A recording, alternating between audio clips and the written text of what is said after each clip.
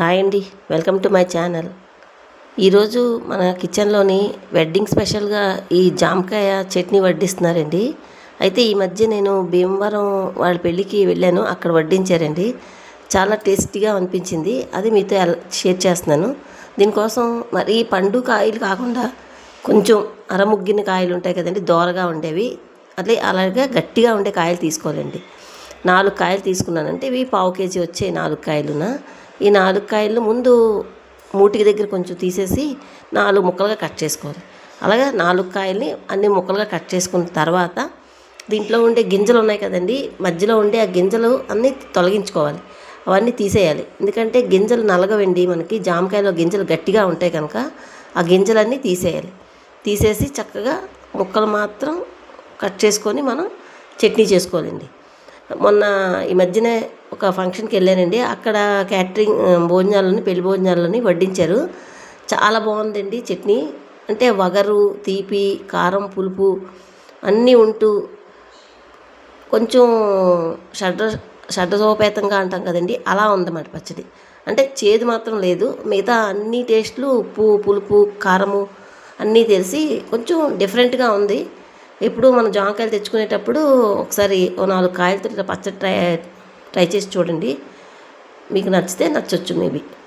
ఇప్పుడు ఇలాగ అన్నీ తీసి గింజలన్నీ తీసాం కదండి, ఇప్పుడు చిన్న చిన్న ముక్కలుగా కట్ చేసుకోవాలన్నమాట. జామకాయని చిన్న చిన్న ముక్కలుగా కట్ చేసుకోవాలి. ఇది వేడివేడి అన్నంలో తిన్నా బాగుంటుందండి, లేదు చట్నీ కింద, ఇప్పుడు దోశల్లోకి మనం చేసుకునే చట్నీలో ఎప్పుడో ఒకసారి రేర్గా అలా కాయలు పాలంగా తినకుండా ఒక్కొక్కసారి మనకి జామ చెట్టు ఉండేటప్పుడు కాయలు ఉంటాయి, లేదు ఇలాగా ఎవరు కనిపెట్టారో కానీ పచ్చడి కూడా టేస్ట్ మాత్రం బాగుందండి.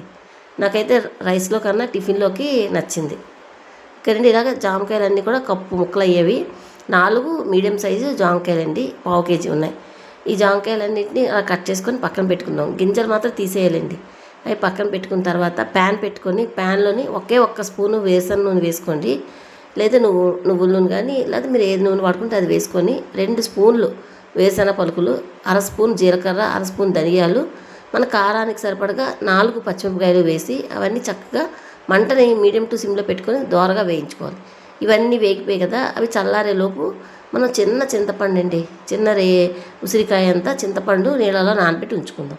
వీటన్నిటిని కూడా పలుకులన్నింటినీ కూడా మిక్సీ గిన్నెలోకి తీసుకుందాం.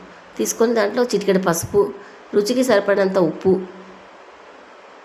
వేసి మిక్సీలోని బరకగా ఫస్ట్ మిక్సీ పట్టుకోవాలన్నమాట.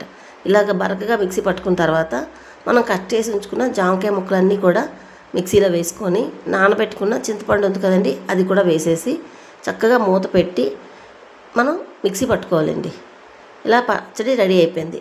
చూసుకోండి, ఉప్పు పులుపు చూసుకోండి, కారము ఏమైనా కావాలంటే అడ్జస్ట్ చేసుకోండి. అన్నీ సరిపోయండి, పులుపుల్లగా, కారంగా, కొంచెం స్వీట్తో, అలాగే జామకాయ కొంచెం వగరగా ఉంటుంది కదండి, అలా రుచి అన్నీ చాలా బాగున్నాయండి.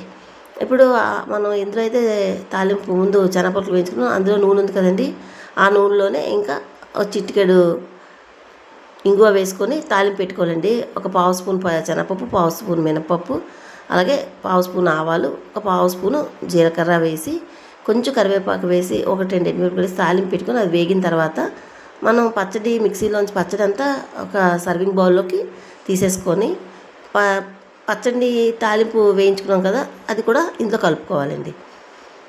నిజంగానే మీకు కంపల్సరీగా నచ్చుతుంది. ఈ టేస్ట్ డిఫరెంట్గా ఉందండి. మనం రోజు చేసుకునే కాయగూర పచ్చళ్ళు, ఆకుకూర పచ్చళ్ళు కన్నా ఈ జామకాయతోని ఈ పచ్చడి కొంచెం డిఫరెంట్గా అనిపించిందండి. అన్ని రుచులు తెలుస్తూ ఉంది, ఇంకా అసలు ఖాళీగా ఉట్టినోటిని కూడా తినేయాలనిపించిందండి. బాగుంది. అయితే రైస్లో కన్నా నాకైతే టిఫిన్లోకి నచ్చింది. సో ఇలాగా ఈ పెళ్ళిళ్ళలో ఈ మధ్యన చాలామంది పెళ్ళిళ్ళలో వడ్డించే ఈ వెడ్డింగ్ స్పెషల్ జామకాయ పచ్చడి మీకు కానీ నచ్చినట్లయితే ఒక లైక్ చేయండి. Thank you for watching. Bye అండి.